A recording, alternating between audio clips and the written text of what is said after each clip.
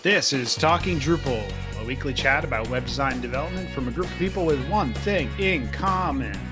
We love Drupal. This is episode 372, CKEditor 5. Welcome to Talking Drupal.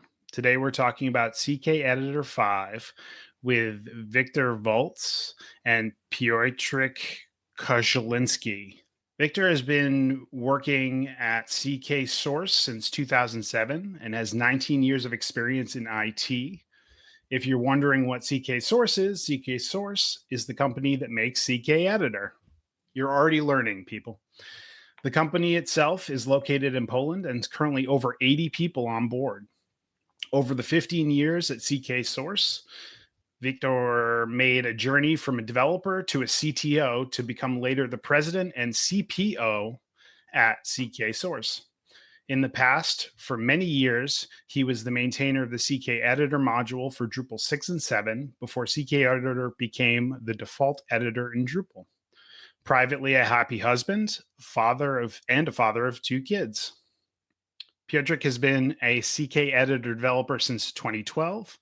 When he joined a tiny company called CK Source. Around 2013 and 2014, he worked together with Wim Leers, Drupal core contributor, and on integrating CKEditor 4 into Drupal 8. Over the years, his role has become a mix of development, product, and team management, while the CKEditor 5 team itself grew to over 20 people, and CK Source reached, again, over 80. He's now overseeing the CK5 project, and over the last 2 years, interfaced with Wim Leers and Laurie Escola from the Drupal side on integrating CKEditor 5 into Drupal 9 and 10. Again, privately, a husband and father of 2 kids. Both of you, welcome to the show, and thanks for joining us. Well, thanks for having us here. Nice to meet you, everyone. I'm John Picozzi, Solutions Architect at EPAM, and today my co-hosts are returning for his 372nd-ish episode, Nick Laughlin. How are you, sir? I'm doing great. Definitely looking forward to hearing more about CKEditor 5 and all the new things that everybody's excited about coming out. Awesome. Joining us for the next 4 weeks, you may know him as creative director at 4 Kitchens and product lead of Emulsify, Randy Ost. Hello. Hi. Randy's goal as a creative director is to make the online world as approachable, understandable, and delightful as the real world. As the product lead of Emulsify, Randy is creating a design token-based theme for designers and developers to better work together by using shared tools. That sounds awesome. It is. It's fantastic work. It's really nutritious and feeds my soul, so it makes me very happy. That's what we should all strive for in our day-to-day working lives. All right. Let's move on to an update. One of my coworkers at EPAM passed along Drupal 10 Global Porting Day is November 18th and 20th. 18th through the 20th, excuse me. There'll be a link in the show notes for more information, but they are currently looking for mentors. So if you know a thing or two about Drupal 10 and porting to it, follow the link and sign up to be a mentor. We can use all the help we can get. And now a word from our friends at NedCamp with their upcoming camp on November 18th and 19th. Thank you, NedCamp. I'm looking forward to seeing people in person again in New England. It's going to be great. Hey, the New England Drupal Camp is happening on November 18th and 19th in Providence, Rhode Island. NedCamp is a 2-day event. Friday is our training day with half and full day trainings. Saturday is our session day with 20 sessions and a keynote. Our keynote speaker is Kaleem Clarkston. He is a remote work expert, and we'll be talking about career contributions and how community can change your life. And it did it for him. Our training and sessions cover a variety of topics, including accessibility, Drupal 101, front end, decoupled, career development, and much, much more. We also have some extras here. So if you come to NedCamp, we have a social event on Friday evening hosted at Oomph, our event sponsor. We also provide breakfast, lunch, and an after party on Saturday. And yes, we have some t-shirts. So come get your t-shirt. We also have a contrib day on Friday. So don't miss that as well. You can visit nedcamp.org to register and learn more. Register for training, register for sessions. Hopefully we see you there. Let's jump into, I know, our new segment here. I missed his first one last week, but Martin's back with us to talk about meta tag. Thanks, John. Yeah, so this week we're going to be talking a little bit more about the meta tag module. It was actually previously covered as a module of the week way back in episode 70, which is over 8 years ago. It's also mentioned in episodes 31, 46, 137, and 185. As we'll talk about a little later, it's because it's that pervasive as a Drupal module. It really allows your Drupal site to provide meta tags on content that is going to implement SEO best practices and really maximize the online findability of your content. The module was originally created in 2009 and currently has supported versions for Drupal 7, 9, and 10.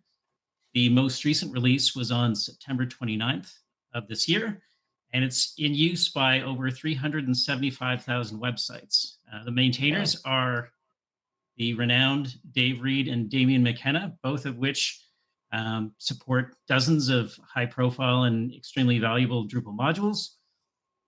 And really, meta tag, the core capability is around allowing content editors to populate sort of common and sometimes uncommon meta tags, either manually for each individual piece of content or to have them filled out programmatically using tokens. Now, there are also a wide variety of submodules to address different kinds of use cases where meta tags can be helpful. So to make it easier for social sharing, to verify site ownership, such as with Google Search Console, and really a variety of other kinds of use cases. And really for any site that considers SEO a priority, which is probably most public-facing websites, setting up meta tags should really be one of the the first things that you think about in terms of really optimizing your website. So given how widely used meta tag is, I thought I'd open this up to the rest of the group here. Does anyone have specific experience with using meta tag that they'd be interested in talking about? Oh yeah, I think we've all used meta tag. I think one of the things that really makes it stand out is how quickly it's always an early adopter, both of new platforms. Like if there's a new social media platform that has something specific, meta tag probably has a helper module for that. But it's also one of the first modules to always update to the newest version of Drupal. I mean, I wouldn't be surprised if they were one of the first to get to Drupal 10. They were definitely one of the first to get to Drupal 8. So it's and it has so much in there that it's a good place to look for examples on how to, if you're maintaining a module, it's a good one to look at for examples of how to upgrade for the next version. And if you have any questions around using meta tag, Damian McKenna is often in the Drupal SEO channel and Drupal Slack as well. Yeah, I'm always continually impressed at how extensible meta tag is. If there is not a module for it, it's easy enough to kind of build your own, or to be able to extend it to the way that you need to. But typically it has a ton of features, right? You don't have to extend it, but amazing. I was going to say, as a creative director, one of the things that I notice is when, a site is getting towards the end, when it's getting close to launch and people start sharing links to like production environments, that's when I start saying, have you installed the meta tag module yet? Because I don't see any images. I don't see any meta information. Like, can we get that in there? Can we start working on that? Making sure that our websites are being shared appropriately, because part of a website's experience today in our overly social world is the link previews that everything has. And when you don't have a good link preview, that I don't know, it kind of sells yourself short. So I will share a funny and embarrassing story about New England Drupal camp. So awesome. this is the 9th year, I believe, of the conference. And just this year, we installed meta tag, or maybe configured it. Maybe it was already there, to actually show previews when people shared people's session links, like a little preview card with more information on it. And, shout out to Stephen Cross and Rick Hood for implementing that and doing a great job doing it. And yeah, I mean, it does make a world of difference, especially in the world of events. Yeah, I think there's a schema.org meta tag module that is sort of similar in terms of really optimizing for voice search. So definitely the best practice there as well. Well, Yeah. that makes me wonder, is the schema.org meta tag submodule part of meta tag or part of schema.org? Because both Jacob and Damien have the same philosophy on submodules. There's a million of them.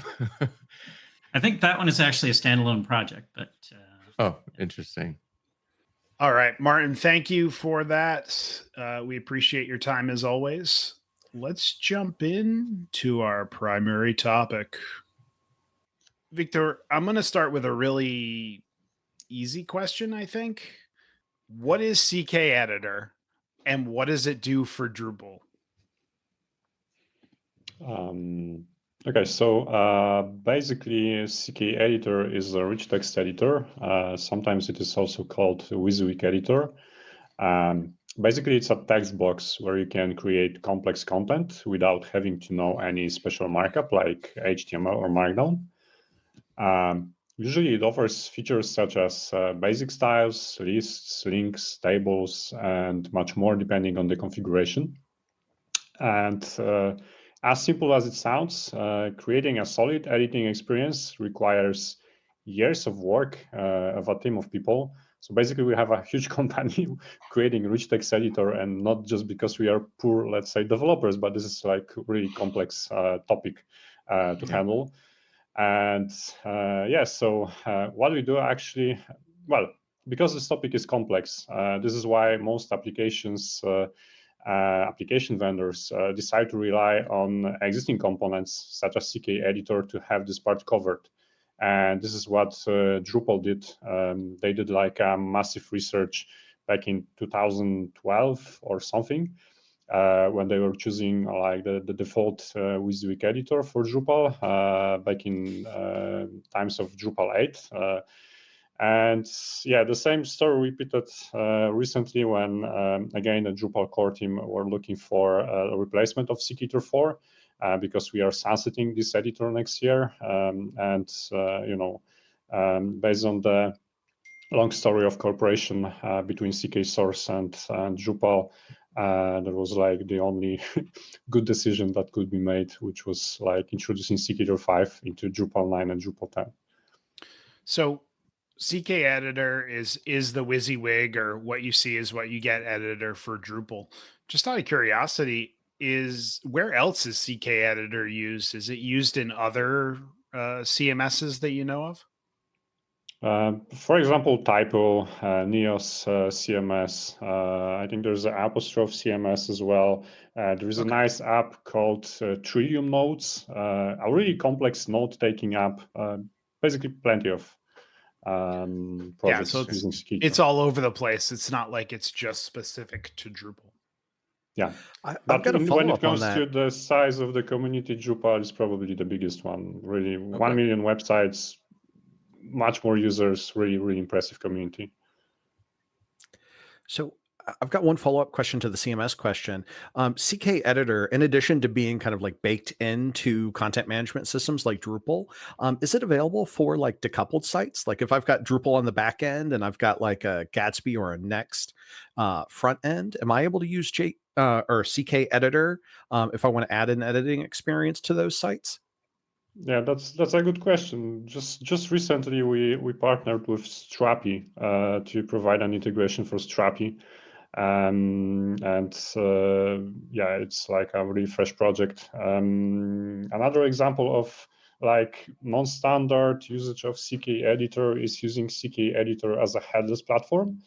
CKEditor, you may consider CKEditor not only as a ready-to-use rich text editor, but also as a rich text editing framework. So because of, let's say, a highly decoupled architecture, you can take just the editing engine and write your own UI, for example. And this is what some of our customers did in commercial platforms. If you use, I don't know, maybe Zendesk support, the editor there is actually CKEditor, but used just the engine is used there. The whole UI has been developed by Zendesk development team. Okay, that's awesome. So Piotrek, since you mentioned in your intro that you're now overseeing the CKEditor 5 project, you might be qualified to answer this question. What are the biggest differences between CKEditor 4 and CKEditor 5? Like, what can we look forward to? So on the product-wise, they serve the same purpose. So they are both WYSIWYG editors, similar capabilities, although CKEditor 5 here has much more features, like rich features, especially in the collaboration field. Basically, the platform now allows that. So the biggest difference is actually the framework itself. And while the name may not indicate that, because we just changed 4 into 5, and it seems like an incremental build, is actually a completely new project. In around 2015, we decided we have to start from scratch, which was a tricky decision. But we realized that in order to enable development of some features that we knew will be the next big hits, like collaboration, real-time collaboration, like proper revision history, we knew we had to redesign the basics of it. And basically that's it. So yeah. So you guys have been working on this since 2015, so it's been 7 years. So this isn't a fresh project. This is fairly mature in itself. Yeah. So we had the first stable release around 2018, I think. So it's still like 3 years. I think in the front end part of the world, it's quite a long project, and it's always funny for me. Like, everyone uses text editors. We all think we know how they work, but the domain is really deep. And it took us a lot of experience as well. I mean, if we were to build this as a fresh text editor developers, it would be crazy. But of course, we were able to use the experience from building the previous versions. It's funny. I imagine that even you guys with so many years of experience never really know how a text editor is going to work, because like people use things differently, right? I'm always impressed when I watch people like use their phones and they do stuff, and I'm just kind of like, I would have never thought anybody would have used that thing that way.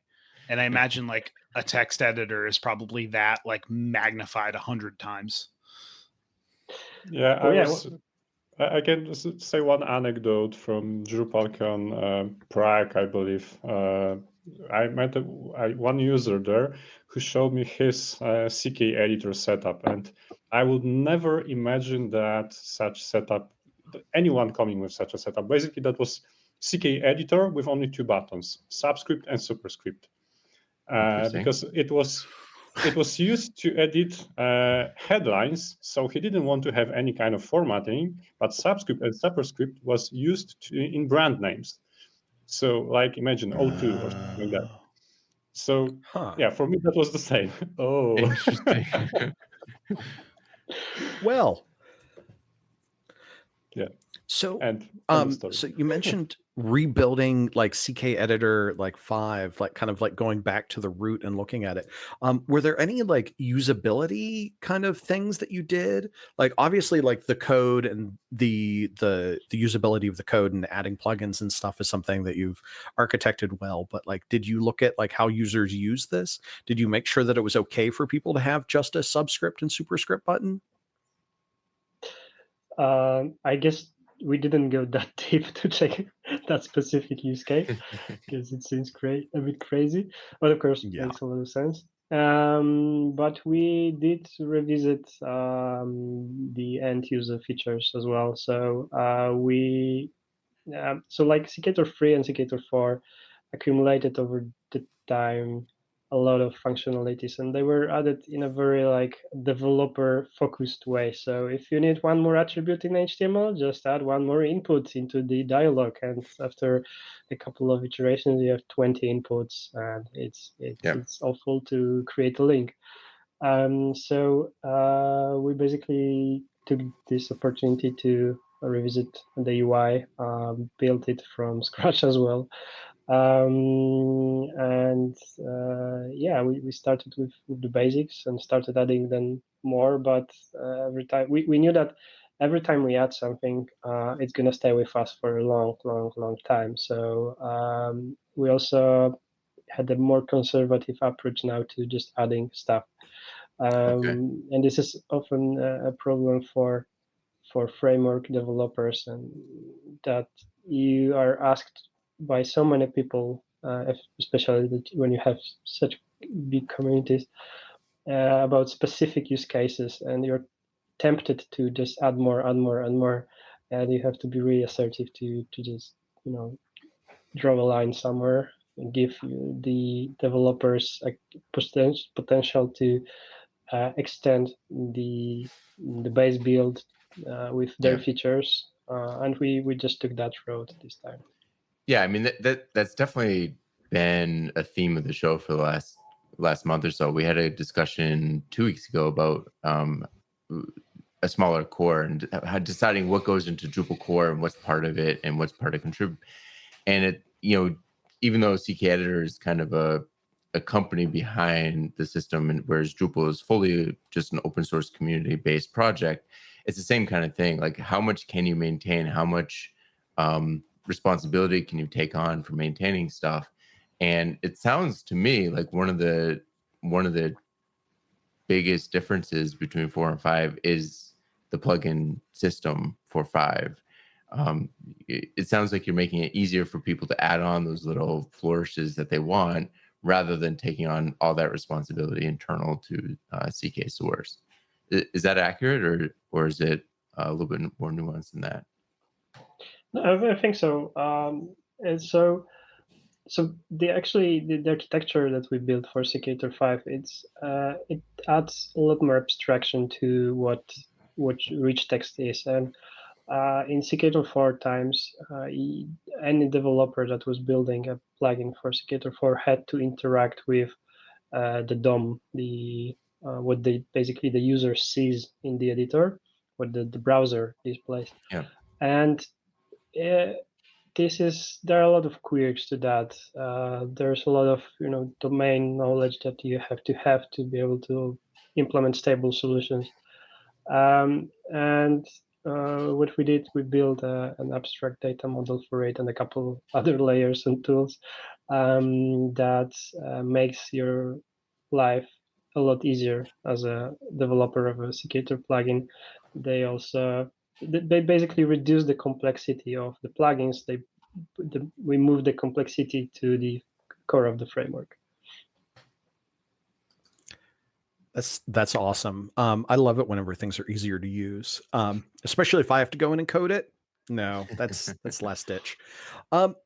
So now this makes me think of like what CKEditor 5 is bringing to Drupal, and I'd like to what do you think are the biggest benefits to Drupal bringing in CKEditor 5? So if we would start from like a no text editor, rich text editor inside Drupal, I think the biggest benefit is having a stable partner, stable dependency, long term. This is not like common in a JavaScript world. It changes right now, so there are a lot more libraries that stay with us for a longer period. But especially in the past, there were new libraries appearing and disappearing after a couple of years. And for Drupal, for projects of this size and a community of this size, that put so much work into integrating rich text editor, because it is not like just drop something and it works. It was a lot of work. Having this safety is I think really important. So that's if you look like from perspective of no text editor. And compared to CKEditor 4, I think we covered some bits already. But if I were to like wrap those things, I think this would be content editing experience, and this is the engine that we brought, and they together like it's a different platform right now. Is CKEditor 5 from you talk about editor experience? Does it provide a better like media handling experience, like with Drupal or in general? Wiktor, do you want to take this one? Yeah, sure. So basically the whole Drupal media integration has been reworked together with CKEditor 5. So currently you can actually operate on inserted media straight inside CKEditor. So we no longer have this overlay window. You can set, caption, alt text, align media directly in CKEditor. And it's basically actually one of the examples of how we rework the whole content editing experience in CKEditor 5.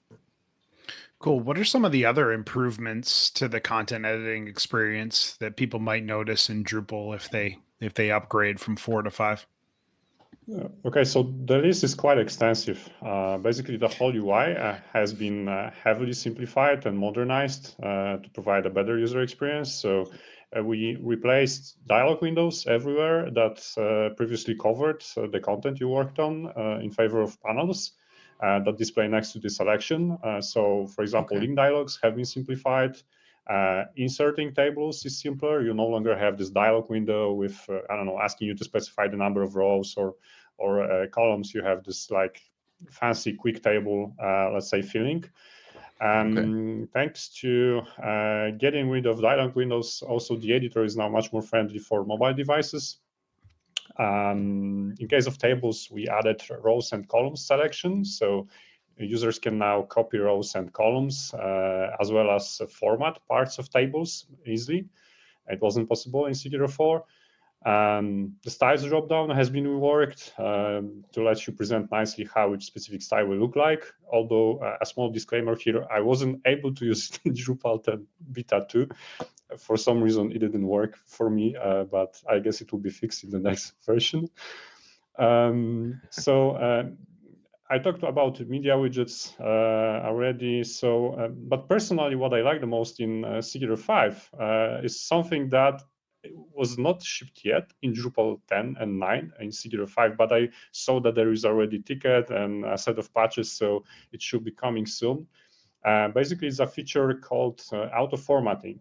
So if you ever used Markdown syntax, you will find it really handy because it allows you to format content in CKEditor without having to press any toolbar buttons. If you start a line with a hash or two, you can create a heading immediately. Nice. Start a line with an asterisk, create lists, use any kind of inline formatting, code blocks, using just by typing some text. So it's like shortcuts almost. Exactly. Shortcuts. Cool. So basically, you can actually write content without any toolbar at all. So, wow. And go ahead, Nick. And does it do? So there's a project I use for taking notes with clients sometimes in documentation called HackMD. It's a website that you write everything in Markdown, but it has a lot of stuff added on top of it. Like if you start making that list with asterisks or dashes and you hit enter, it continues the list. Does CKEditor 5 do the same thing? Or like if you hit enter twice, well, now you're just typing normally again and you're no longer in the list. Does CKEditor 5 add those types of improvements too?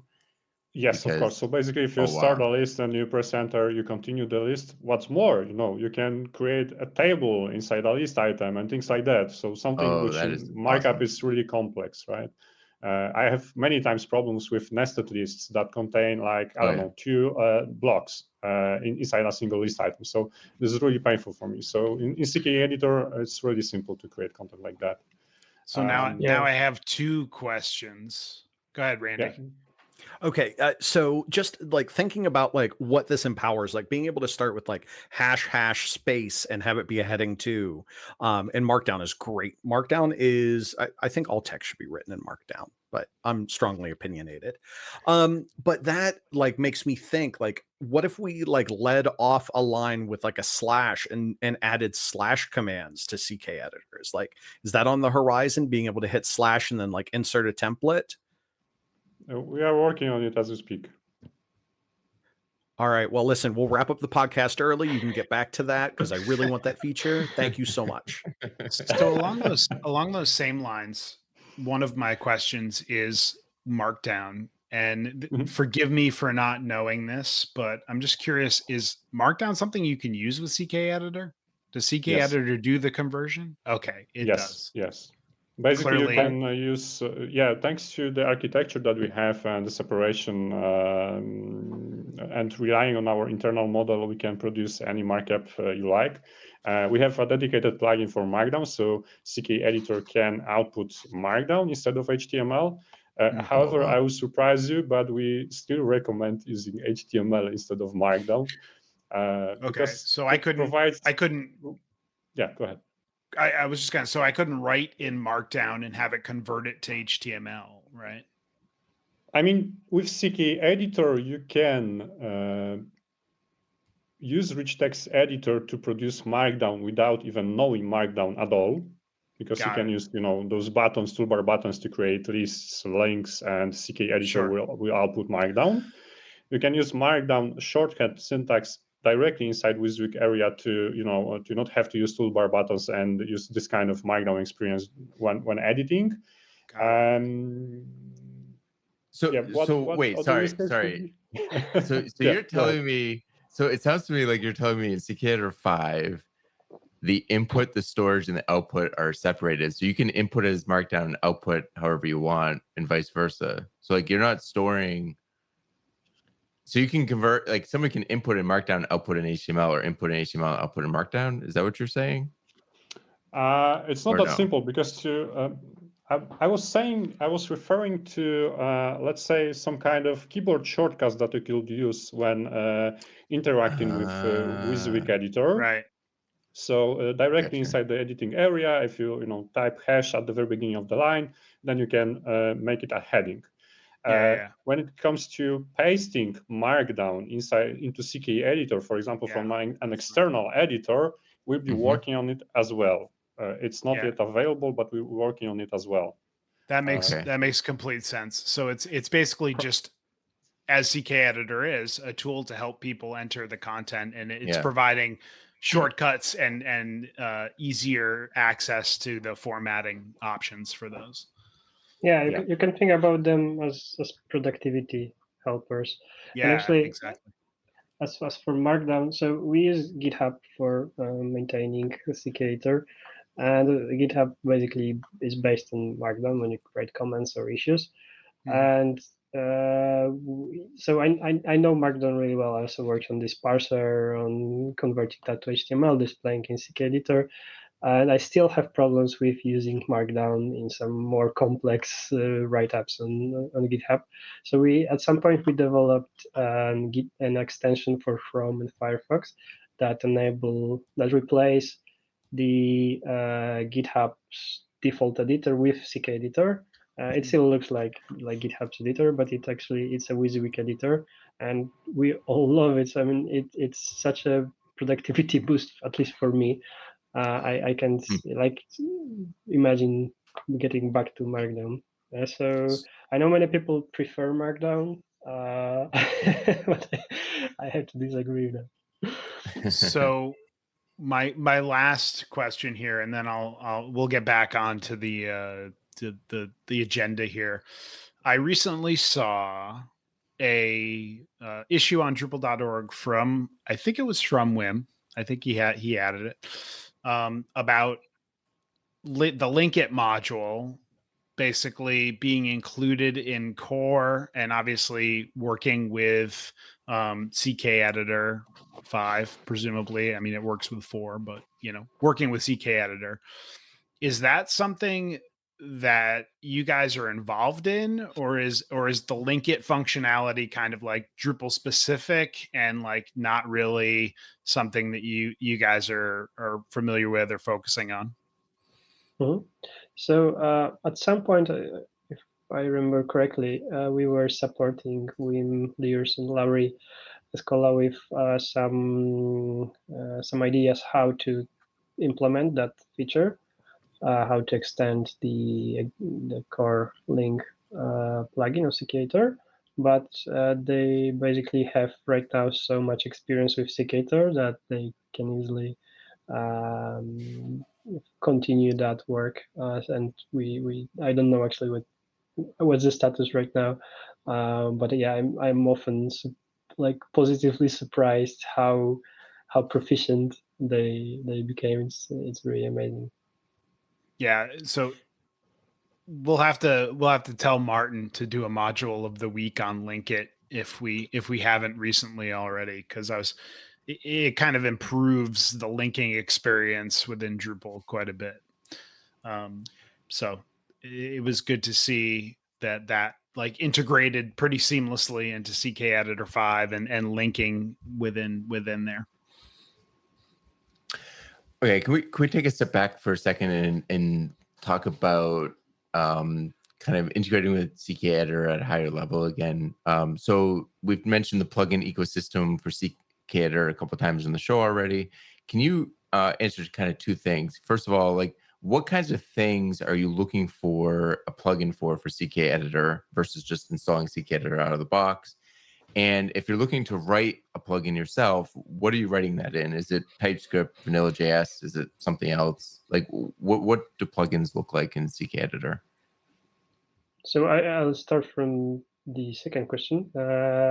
So as we speak, you would still write them in JavaScript usually. Okay. Because CKEditor doesn't yet offer typings for TypeScript, but we are working already, and we are like halfway done with porting CKEditor 5 to TypeScript. Okay. So early next year, we should be delivering official typings for the entire API. And I know now this is like the highest rated issue on our issue tracker, provide typings. So I know developers will be happy, and we are happy as well. It's a massive improvement for our experience as well. Can you tell us a little bit about what kinds of things you might look for a plugin for? Like in Drupal, it's like you have some functionality, you look for a module sometimes, right? What kind of functionality, if I'm using Drupal, what kinds of things should I go like, oh, I should look for a CKEditor plugin to handle that, or I should write one myself? Like what kind of functionality features kind of should make me think of a plugin? And what kind of plugins exist already, I guess? I mean, everything that works inside CKEditor, that should be a plugin for CKEditor. At least, yeah. Okay, so I actually have a great example that Wiktor came up with or illustrated earlier when he was talking about what's in CKEditor 5. So a couple of weeks ago on the show, I think I did a module of the week about a table plugin for CKEditor 4, I guess it was at that point, because we needed extended table support. So like there's a Drupal module, 2 of them actually, one that provides extended support for tables, provides new toolbar buttons for editing and manipulating tables. And then the other one was the one to select multiple fields in tables to be able to edit multiple cells at once, right? So sounds like from what you guys said, those were previously plugins that were added to CKEditor 4, but they're now maybe included as part of CKEditor 5. Is that accurate? Yeah, so tables have been heavily enhanced in CKEditor 5, so that might be the case. However, you have to be aware of the fact that Drupal don't ship all the core plugins that CKEditor offers.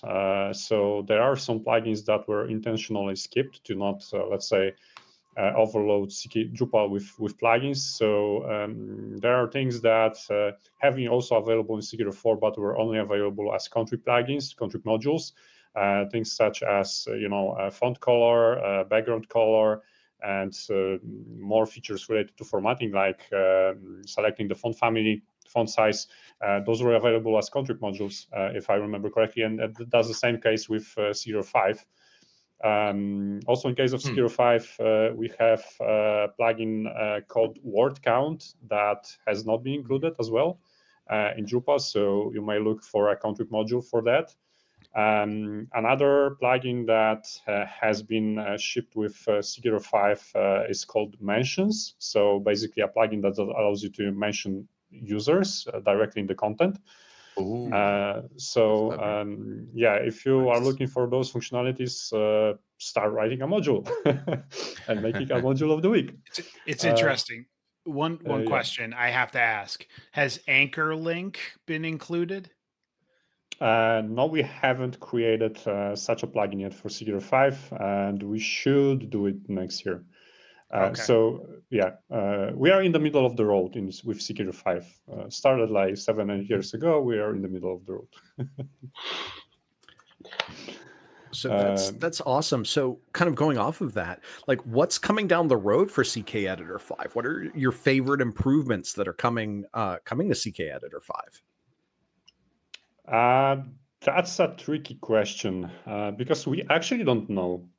We build our roadmap based on feedback coming from users, from customers. Actually, the community has a lot to say on what we will work on. For sure, we'll be working on something which isn't that related to CKEditor functionality, but is rather related to building community around CKEditor 5. CKEditor 5 is heavily complex rich text editor, so we have a lot to do regarding our documentation still to simplify the things that are currently complex, to create much more tutorials, to devote much more time on answering community questions around how to build something, to basically boost the development of contrib plugins to CKEditor 5.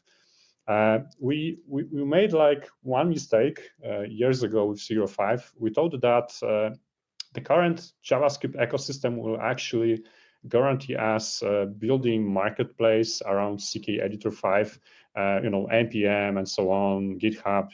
Everyone is free to publish his work, but that's not the case, actually. It's really hard to find valuable plugins on npm because there's lots of things, unstable things. You cannot find like an easy rating what's usable and what's not. Plugin developers don't get enough like visibility and reward for creating something valuable. And with CKEditor 4 years ago, we built our own marketplace, and it was great. I mean, it was based on Drupal 7, and we actually managed to gather over 300 contrib plugins for CKEditor 5, for CKEditor 4, while creating by ourselves only 80 plugins. So the community actually gave like 4 times more than we gave to the CKEditor plugin ecosystem. And this was thanks to having a dedicated marketplace. People could vote there, add comments when something didn't work, etc. Plugin vendors could, add some screenshots and, somehow get more visibility. We also had like, monthly blog posts where we promoted some of those plugins. So we stopped doing that, and now I regret that we didn't do it. So we'll be slowly getting back to those practices next year. So very interesting. So improving documentation, training guides, bringing back that marketplace. Those are all exciting things to come in the future of CKEditor. Yeah, awesome. Yeah, really, the community has been super creative for many years. For CKEditor 4, it's been like. Even from the commercial standpoint, we had like commercial customers coming to CK Source, looking at CKEditor and asking us for some really niche functionality that we, of course, didn't deliver because it was like quite interesting use case. But then I just Googled that functionality for CKEditor 4, and I found that someone has created it. So, this is where community and commercial companies actually help each other. Because if we have like a nice way to expose those country plugins, we can actually help commercial companies to give back something to the community and actually somehow promote them too. So nice way to contribute between those two worlds. Marvelous. Yeah, I think that's also one of the kind of recurring themes of this podcast over the last probably 2 or 3 years, really, is, you know, one of the things that I think organizations like CK Source can serve for their open source community is a conduit for funding and sourcing. Because, you know, one thing is like these big companies might need that functionality, and if they found that plugin directly, right, they would just use it, right? And there's not really a mechanism for companies in general to support individual contributors of a particular module, whether that or plugin, whether that's CKEditor or Drupal. But if there's a company behind that, that's the kind of thing where you can provide, you know, you have the ties to the community to reach out to that plugin maintainer most likely and provide something for the work that they've contributed back to the plugin community. And that's definitely something that we've been talking about a lot on this podcast, and I think in a lot of birds of a feathers at camps and things, because it's like, how do you get, you know, the giant corporation that's using or utilizing, maybe is a better word, utilizing what people have contributed back, and make sure that those resources are being used to help the community make sure that burnout isn't happening, or take care of issues that it's really hard to find in open source, like project management or sometimes design. You know, there's a lot of things that are difficult to find in this community, and when you have an organization like CK Source behind it, sometimes you can help funnel that stuff back in, or like you were mentioning, like building the ecosystem around promoting those plugins.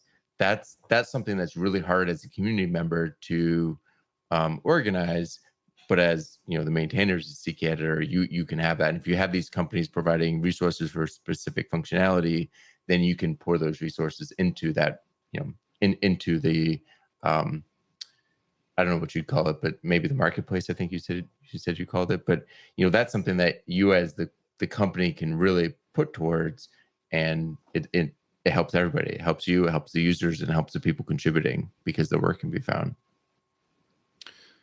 So along this same path, right? If you go to the CKEditor website, you notice that one of the tabs in the top of the menu is pricing, right? And as a Drupal user, silly me, I just kind of thought CKEditor was like open source and free, and I don't know. I guess I assumed that you guys got paid by Magic Pixies somewhere. I don't know, poor assumption on my part, right? I'd like you to talk a little bit about that ecosystem, and obviously there's an open source version, it appears, and then there's kind of the ability to have a custom version or a support tier. Can you guys talk a little bit about kind of the paid plan for CKEditor and what that includes and why I might want one?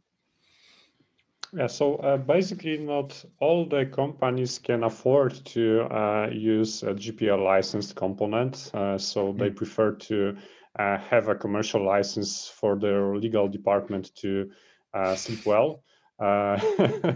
So that's one of the reasons why customers choose the commercial license. The other one is have access to professional support. Many times our customers are actually writing custom plugins, deep integrations, and they value the help of the core editor team. Another reason why customers decide to go ahead with the commercial license are the premium features that we have for CKEditor 5. We actually offer the same set of premium features for Drupal users. We just created CKEditor5 premium features module for Drupal. It has had actually a release of 1.00 RC yesterday. Nice. Not yet super stable, but allows you to, let's say, get a taste of the functionalities that you can add to Drupal. And let's take this module as an example. So with this module, you can enhance Drupal with features such as comments, track changes, real-time collaboration. You can have notifications about changes in the content. So whenever someone adds a comment or makes a suggestion in the document, you can get notified via email, or you can write a custom notification mechanism to be notified on a Slack, for example. This module also comes with export to Word and export to PDF. It also ships much more sophisticated revision history, allowing you to see changes directly in the content, compare several revisions at once, and things like that. In the future, we should also introduce their grammar checker, spell checker, so-called intelligent text predictions, or smart compose, how we want to call it, as well as math formulas. So something which, let's say, educational institutions might seem handy. Oh, yeah. So basically, we have a set of premium features which allow us to run the business, to have this like open source branch. And if you look at all the rich text editors on the market, you'll see that CKEditor actually offers the widest set of plugins on the market comparing to all the other rich text editors. So we managed to come up with a business model that is really generous for the open source community, and at the same time gives us space for those premium features to continue running. And full disclosure on those premium features, and this is actually a great benefit, I think. If you were to install and use the CKEditor premium features module, you could actually get a 30-day free trial to try it out, right? Because in order to, after the 30-day trial, to continue using it, you need to actually have that license key for that module to continue working, right? Yeah, that's correct. Well, I think it's nice of you guys to offer 30 days there, because some companies are like, hey, here's a 5-day free trial, and like after that you're kind of on your own, or have to pay us. So 30 days is a good long time to be able to figure out if it's really going to work for you and to see all the benefits of it. And we really hope that some Drupal users will find it handy, because it gives you an opportunity to have this like Google Docs like editing experience and collaboration workflow without actually leaving Drupal, and you can have like full control over your data, because even real-time collaboration that requires let's say central collaboration server to propagate changes between connected users. You can get a on-premises version of that for self-hosting. wow. So basically, you can host everything in your premises without relying on our cloud. I'm not going to lie. If you're listening to this right now and thinking, that could be cool, go to the module page. The link is in the show notes, and look at the animated GIF on the module page, like literally commenting, putting in notes about like, hey, edit this text, add this image, like very cool features. I'm sold, if you couldn't tell. So you mentioned this plugin, you've mentioned working with the Drupal core team extensively, but I'm curious in general, like when you're thinking about supporting a community like Drupal, and you're maintaining your own project, how does that kind of work? Do you obviously you do, because we just talked about it, but do you write custom modules? Do you prioritize some issues to help, a specific issue the community's having? Do you just participate in the Drupal issue queue? Is there a Drupal Slack? Do you get on Drupal Slack, or is there like a separate Slack? Like how does that collaboration work out? If somebody's looking to contribute to CKEditor or Drupal, or the Drupal integration, is that where does that happen? So I guess Wiktor just mentioned that we prioritize a lot of things based on the community feedback, and of course Drupal community is like a big part of our community as well right now. Many of Drupal developers will somehow interact with CKEditor, and they will either bring feedback, and this is really like feedback coming from really experienced people. It's not common for instance, front-end developers to have that much experience with how content editing works, what happens with the content later on, how to maintain a semantical content. And so this is a really valuable feedback for us. It also helps us to prioritize some things. Of course, we have like limited capabilities ourselves, but we try to like find the right path to unblock Drupal, but everything that we actually do, it may seem for Drupal, it's also really beneficial for entire CKEditor community.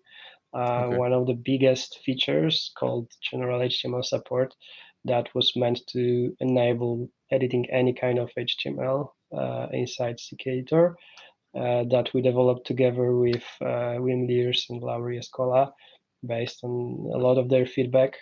It's widely used by CKEditor community not related to Drupal.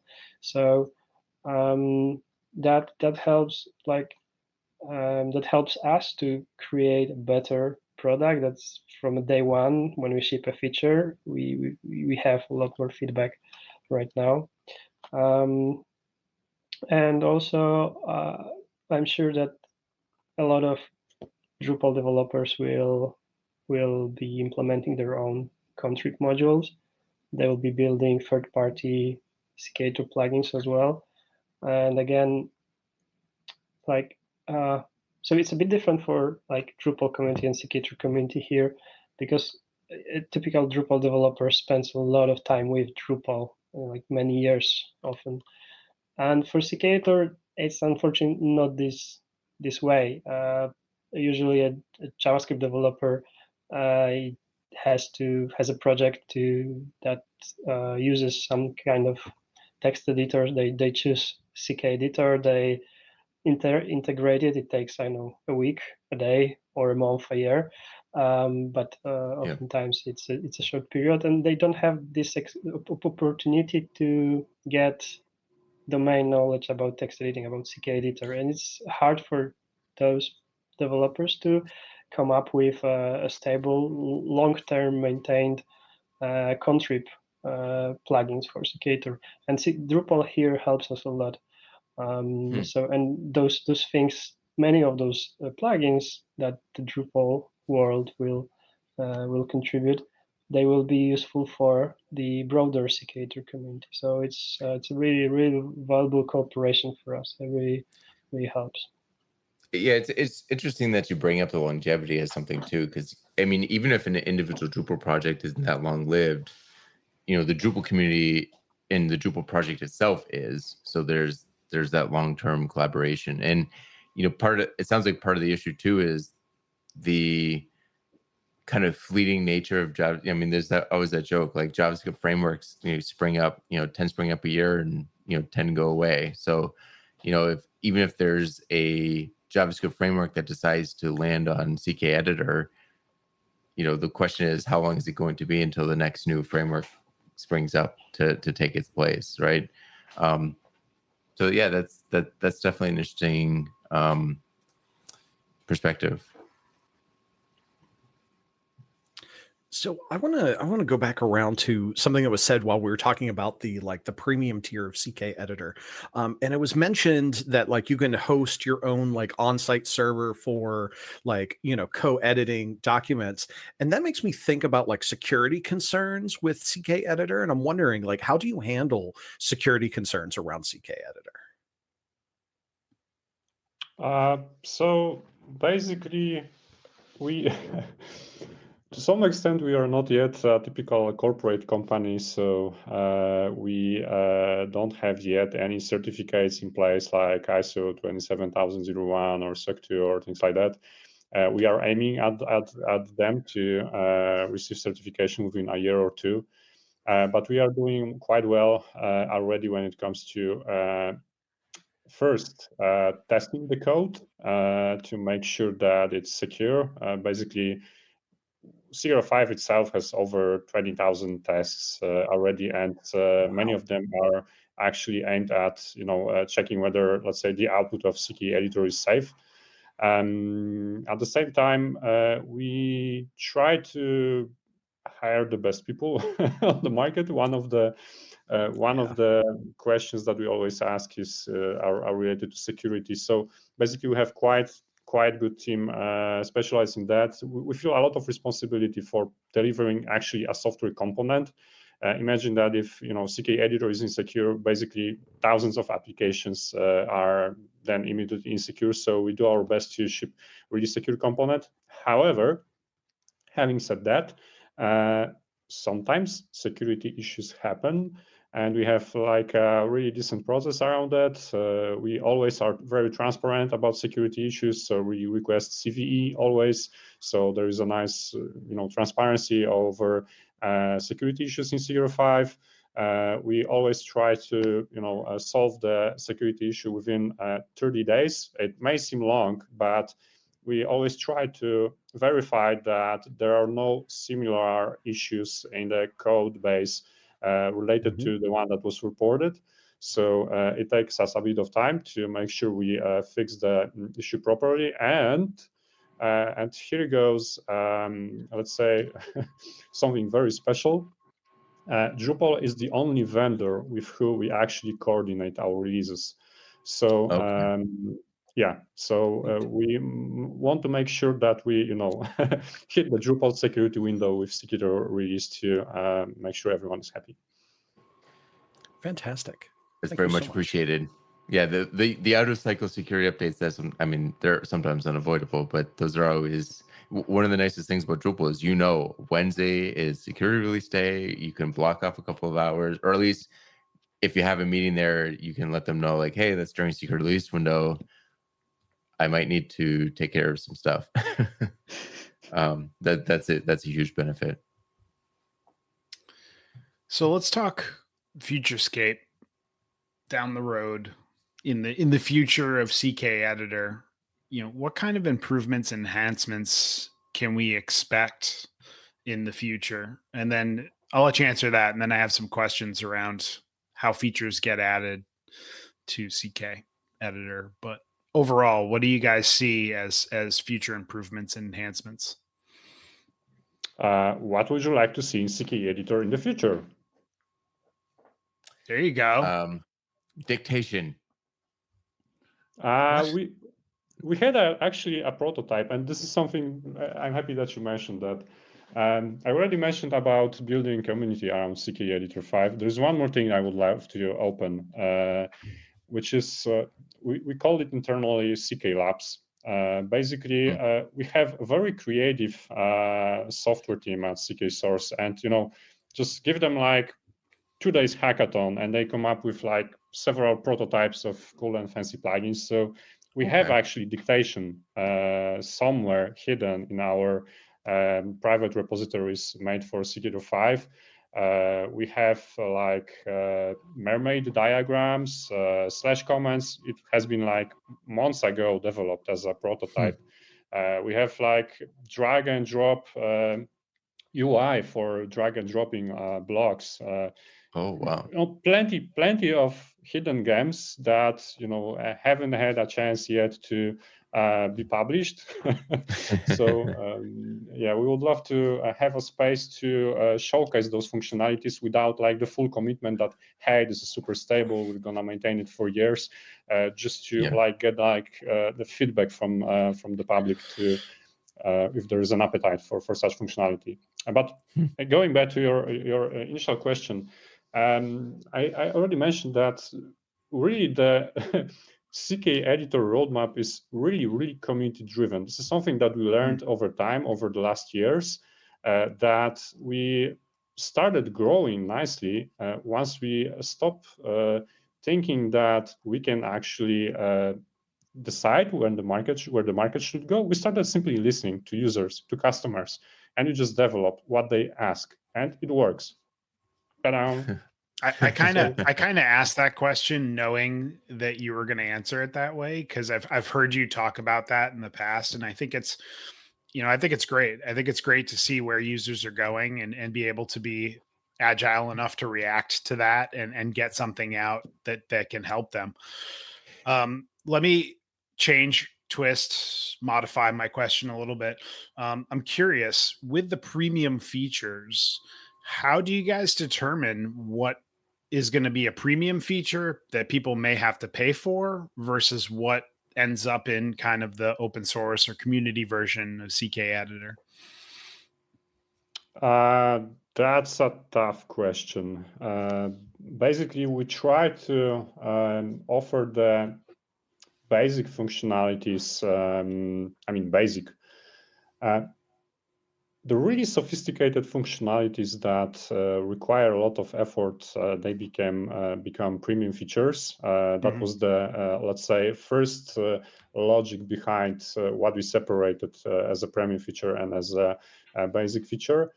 But we are constantly thinking about how to shape our commercial offering to not hurt the open source community, but at the same time to, I don't know, incentivize some of the commercial companies to actually start paying for the software.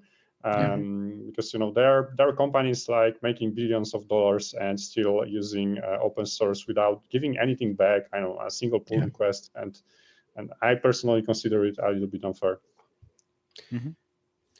So as we were talking about future options and security stuff, it made me think of something that I've been dealing with a lot on a couple of projects recently, and that is native web components. So one of the possible features of native web components is custom HTML elements, which is perfectly, it's HTML spec. I'm curious if you guys have any plugins to handle. I mean, I imagine handling HTML in general in an editor is complex. I imagine when you add the ability to have any HTML element that you can think of as an option, makes it immeasurably more complex. But I'm curious if that's something that you guys have done any work around or thinking about, like, the ability to filter, or for example, I can imagine a scenario where a particular client has native web components and we prefix them all, with something, and the ability to just say, hey, we will allow native web components that are prefixed with this, but nothing else, right? Because on some level, you want to make sure that you're validating what's putting in. But I'm curious if you guys are doing anything with native web components on your end. Okay, so there are two parts to that on our side, actually. One is being able to read input and output any HTML tags, including custom HTML elements, and this is already widely supported. This is also what Drupal uses with the Drupal image element, Drupal media. These are basically things that use custom HTML tags. The other part is what happens with that markup, these entities inside CKEditor, and this is where it gets tricky and deep. So the easier use case is where this element is like a self-contained, like an image, and it can be represented as a kind of object that you can only delete, type before, type after, and then we don't have to know a lot about it. But we still have to know, for instance, which parts of the content it can exist, where it shouldn't, whether it's an inline thing or a block thing. It's a very important differentiation for us, whether it's like it can exist in a text or whether it should exist between blocks. And for a single bit of content, it's not possible to exist in both places without seriously affecting user experience. Interesting. So for this simple even example with an object thing like image, a custom image thingy, there are already some bits that you have to let CKEditor know how to handle that element. So it gets even more complex when we think about elements like that wrap text or wrap like block element things. This is even more complex. Then should enter key be allowed to split those elements, for instance, or are there like containers that should never be split by an enter key? And there are different elements that either should or shouldn't be, depending on your specific semantic, which in case of custom elements is completely driven by your use case. Yeah. And so up to some point of complexity and your use case complexity, you can either use the general HTML support feature that we develop, and because it allows you to register a new element and give us a bit of information about its semantics, how it should be handled by some typical editor features, like should it be allowed to be split, or is it a block or inline thing? But it's at some point you have to develop a custom plugin for it, and then actually it may become a lot easier, because you can, if you know the basic concepts of CKEditor 5, you will know to what kind of model element for us you should convert this, because basically there's a concept of conversion between the input or output of the editor and what's inside, like our custom data model. And if you know what's the general semantics of your element, you'll be able to choose the right model kind of item. And then, you can build a lot of functionality, custom functions based on that. I just have to say, you just blew my mind, though. I've never thought about like the difference between like if you hit enter, what happens to the element. And I mean, it's clear. Obviously, you guys are experts in content entry, and I just imagine that there's hundreds of little decisions and things like that you guys have to make about content entry that I've never even considered. That probably makes native web native web component integration in general an impossible feat. But with plugins, anything can be done, it sounds like. Yeah, I mean, we'll definitely be working on developer experience here, because still a lot can be done here. We worked a lot on having the framework, the like a lower level functionality complete to be able to implement the features that we have already, or that our customers or Drupal community needed. But we haven't put that much work yet into wrapping this into a nicer API that would make it easier, more native, for instance, for some kind of developers to bring their own features. So we definitely want to work a lot on that. We actually did some nice things, I think, already. So, for instance, we developed a tool called CKEditor 5 Inspector. This is a bit like the developer tools in Chrome or Firefox, where you can open and see what's the structure of a website. For CKEditor 5, it means you can see what the structure of the data model, we've got also a virtual view part, so we can actually inspect those things. And there's even a Drupal module that turns on this feature in a Drupal installation. So you can if you are developing a Drupal module that wraps a CKEditor 5 plugin, you can also, when testing it, you can install this additional module. And it helps a lot. Like, we're completely based on that. I think it's interesting that Nick just realized that you guys are masters of content entry, because I didn't just realize like that. 2 minutes into the show, I was like, wow, these guys think of a lot of things that I would never, ever think of. But we all got to the same place in the end. I might have used the word just realized, but I think that's the first thing that really called out like how minute of details you guys have to think about. Wiktor Piotrek, thank you for joining us.